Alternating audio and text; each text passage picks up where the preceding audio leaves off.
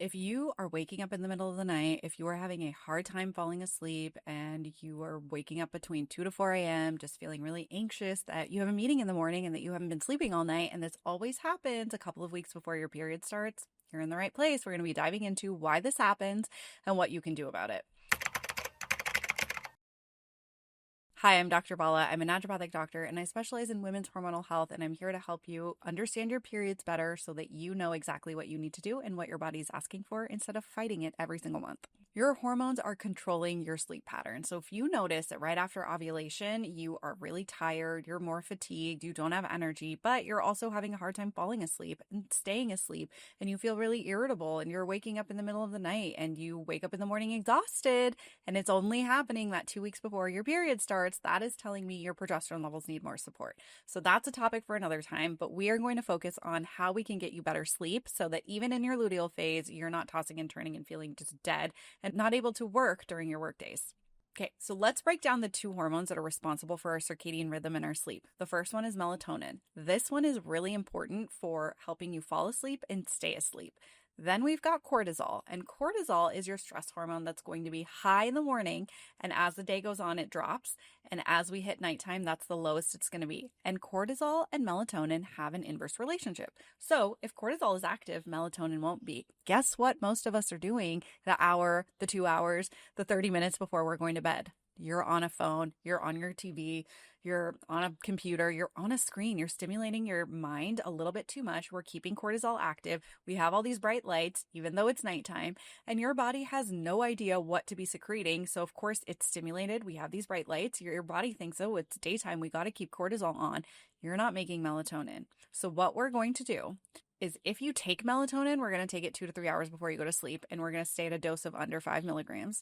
If you're not taking melatonin, we're going to help your body create melatonin naturally. So I want you to focus on a couple of different things.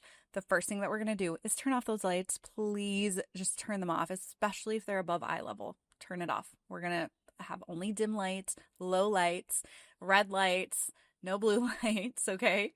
I really want you to focus on making that melatonin secrete naturally, turning off the cortisol. And the way that we do that is by sitting in darkness. When our eyes are sensing that darkness outside, it's telling our brain, hey, it's nighttime, let's secrete melatonin. That will help you shut off your cortisol. Because if you're trying to fall asleep with your cortisol still active, you're going to fall asleep out of exhaustion, not because you wound down and felt relaxed, out of exhaustion. Then you're going to wake up a few hours later and be wide awake, because you got that adenosine out of the way, it cleared out, and now you're awake because you didn't actually wind down to go to sleep. So winding down and falling asleep from exhaustion are two different things. And every time I have this conversation in an intake with a woman, they usually are like, yeah, you're right. I'm falling asleep out of exhaustion, not actually winding down. And guess what? You're going to get way better quality sleep and feel more energetic and have an easier time waking up in the morning if you just wind down before you fall asleep. So that's what we're going to start with. Turning off the lights, getting that melatonin to secrete, turning off the cortisol. Another way that we are going to turn off that cortisol is put your screens away. I know that sounds really hard. We're all addicted to our phones and we're addicted to our screens. I am not an exclusion from that. This is also something that I work on very hard on a regular basis. And putting your phone just in another room, okay? I do not want you to bring any screens in your bed. If you have a TV in your room, I'm so sorry that you wasted your time putting that in there, but I don't want you to use that, okay? Watching TV in your bed, even if it's a show that's super relaxing, that you've seen 1,000 times, that you know what's going to happen and you fall asleep to it, you are stimulating your brain and that cortisol is still staying active. If you're falling asleep to stimulation, whether that is a TV, a podcast, something on your phone, it is still not winding down, okay? I need you to turn that off. Give your brain 30 minutes to do nothing. Let it wander. Let it think about your day. Let it process what happened. Let it just think about anything it wants to think about. And you will find you're falling asleep much easier. You're falling asleep much faster. And you're not waking up in the middle of the night being like, why am I awake? It's 3 o'clock. I have a meeting. I have to be up in, X amount of hours. I have to work. I'm going to be tired. You're not going to be worried about that because you're not going to be waking up in the middle of the night. So no screens, turning off your lights. The third thing that we're going to do is actually helping your body wind down at night. We're going to get you out of that fight or flight, because tell me, what's the first thing that you do when you wake up in the morning? I don't even need to ask. I know you're checking your phone. And when you check your phone, that is giving you that sympathetic response. You are going into that fight or flight immediately. The second you wake up, you're putting your body in a stressful state. And listen, I can only tell you so much. I'm not your mom. I'm not going to come take your phone away from you. But if you don't want to wake up in that state, if you don't want to set up your day in a sympathetic state, in a fight or flight state, put your phone away. Put your phone in a different room. First thing you do in the morning should be getting out of bed, not checking your phone, okay? So I don't want you to check your phone. Put it in another room. What we're going to do before you go to bed is we are going to do 10 minutes of breathing. And this is going to help you get into that parasympathetic state. Because like I said, you're waking up first thing in the morning, checking your phone, putting yourself in that sympathetic state. Then you're going to work. Then you're getting ready. Then you're maybe getting your kids ready. Maybe you're going, rushing to work. And then you have meetings and then you're working. Then you come home and you're like, what am I going to eat for dinner? I have to cook dinner. I have to clean the house. I have to do my laundry. I have to get ready for the next day. I have to finish the work that I didn't finish today. Then you're watching a show. Then you're on social media. Then you're talking to friends. You're constantly stimulating your brain. And then you're like, hey, laying in bed, scrolling your phone, and then you're like, okay, go to bed, go to sleep, fall asleep, relax. And your body's like, no, hard pass. So you're not falling asleep in a rested state. You're not going to sleep in a rested state. So I want you to make sure that we are winding down before you fall asleep. You're going to fall asleep in a deeper state of sleep. You're going to have deeper sleep. If you have something that tracks your sleep, pay attention to that. I often hear from women, they're like, oh my God, I'm finally getting REM sleep. I'm finally getting more deep sleep. I'm waking up with more energy because they're actually getting the recovery their body is looking for. So breathing, we're going to do for 10 minutes right before we go to sleep. This is the last thing we do. Set a timer, use an app if you need to. I know I said to put your phone away, so do this in another room if you can and then go to sleep in your room. But I want you to breathe however you want to, whatever pace you want to do, 5-5, 4-6, 4-8.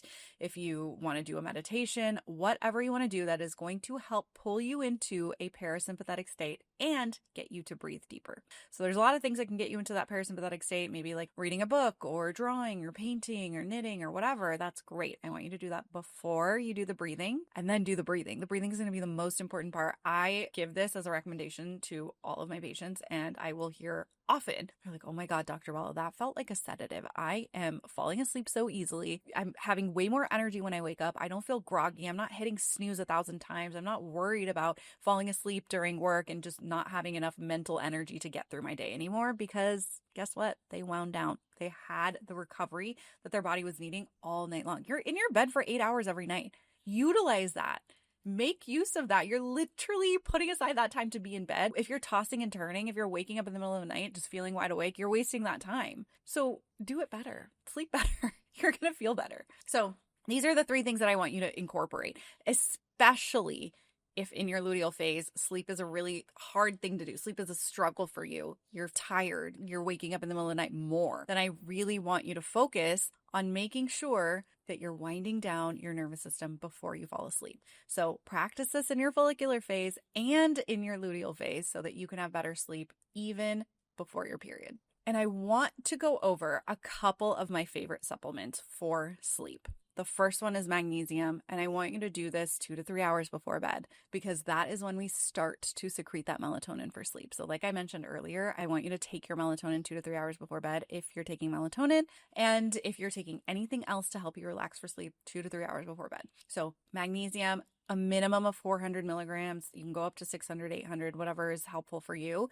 But a minimum of 400 is where the research is for relaxation. And we really want to make sure that you are doing either glycinate or malate. Those are the 2 forms that are going to be the most beneficial for you for sleep, stress, muscle relaxation. Citrate, oxide, and carbonate. Those are the forms that sit in your gut, pull water to your gut. So you're going to have a nice big poop in the morning, but it's really not going to help you much with sleep. So magnesium, that's the dosing, and those are the forms that you're going to want to do. The other thing that I really love for just stress, adrenal function, cortisol regulation overall is going to be ashwagandha. 500 milligrams either in the morning, at night, or both can be really beneficial for stress and for sleep and your circadian rhythm and cortisol regulation. So that is the research dose that you're going to do if you are trying to conceive, if you and your partner need to be taking this. Ashwagandha is really great for male fertility. It's also really great for adrenal function. And let's be real, in the world that we live in, we all need that. And then lastly, a couple of my favorite teas, again, about an hour before bed is when I would start drinking these. Chamomile. I know we all hear about chamomile. Chamomile is a great herb not only for sleep and helping to relax, but also for gut function. Chamomile is a bitter herb, so it helps increase blood flow to your gut. It helps with gas. It helps with bloating.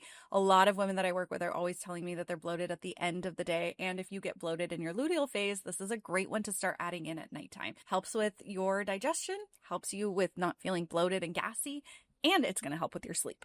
And then we have valerian tea. That is another one that is often in a lot of like sleep tea bag blends that you might have seen. Valerian is an herb that helps to boost GABA, and GABA is one of our calming neurotransmitters that helps us with sleep. This is also why progesterone is really important in our luteal phase. If you are low in progesterone, you're going to have a hard time sleeping because progesterone has a neurometabolite called allopregnanolone, which binds to GABA receptors. So it is a GABA agonist, and that is helpful, again, for secreting GABA. And GABA is a calming neurotransmitter. So when our progesterone's low, we're going to notice this. So if you, obviously working on progesterone is an entirely different thing that we're going to have to do. And if you want to support that GABA, things like valerian root tea can be really helpful there. So if you've been dealing with restless nights, waking up at 3 a.m., feeling completely exhausted when you wake up, and then having no energy throughout the day, and then feeling like you still can't fall asleep at night even though you've been tired all day, try these few hacks. Please, please, please let me know. If you have any questions about it, drop them in the comments and let me know if you've tried any of these and which ones have been helpful for you. If you learned anything new at all, please comment and let me know. Like and subscribe so that I can keep creating new content for you.